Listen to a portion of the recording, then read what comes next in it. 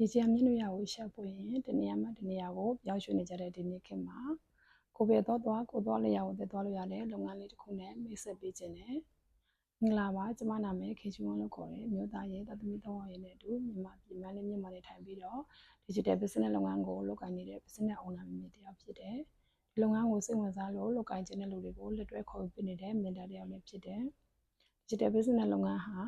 နိုင်ငံတကာအသိအမှတ်ပြုတရားဝင်စီးပွားရေးလုပ်ငန်းတစ်ခုဖြစ်ပြီးတော့ကုမ္ပဏီသက်တမ်းကတော့52နှစ်ရှိပြီဖြစ်တယ်။ digital business လုပ်ငန်းကိုကျွန်မကဘာကြောင့်ရွေးချယ်လုပ်ကိုင်ဖြစ်ခဲ့လဲဆိုရင်ကျွန်မအိမ်နေမိခင်တယောက်ဖြစ်တဲ့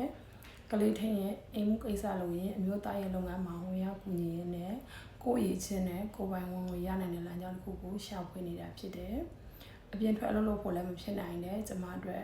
online မှာနေပြီးတော့မှ digital business လုပ်ငန်းကိုတွေ့ရှိပြီးတော့မှလုပ်ကိုင်ဖြစ်ခဲ့တာဖြစ်တယ် digital business လုပ်ငန်းဟာနိုင်ငံပေါင်း29နိုင်ငံမှာအရုံးဝက်ပေါင်း24ခုအထိဖွင့်လှစ်ထားပြီးဖုန်း laptop ကွန်ပျူတာတို့နဲ့ online ကနေ100%လုပ်ကိုင်ရတဲ့လုပ်ငန်းဖြစ်တယ်။ internet ရတဲ့မြစ်တင်နေရာမစိုးလုပ်ကိုင်လို့ရပြီးတော့မှစေဝန်စေဝါလုပ်ဖို့မလို့လူခေါ်စရာမလို့ကွန်ပျူတာတွေအများတူလောင်ထားစရာမလို့အတွေ့အကြုံရှိစရာမလို့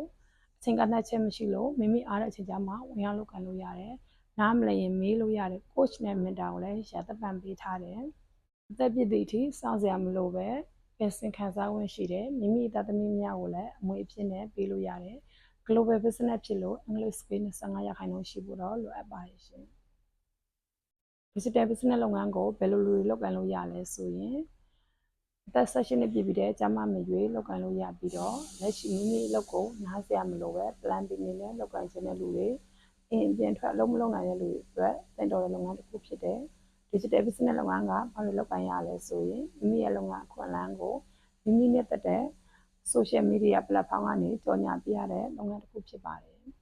မိတ်ဆွေတို့အနေနဲ့စိတ်ဝင်စားလို့လေ့လာခြင်းဖြင့်ကျမကို message ပို့ပြီးဆက်သွယ်လို့ရပါတယ်ရှင်အားလုံးကိုကျေးဇူးတင်ပါတယ်ရှင်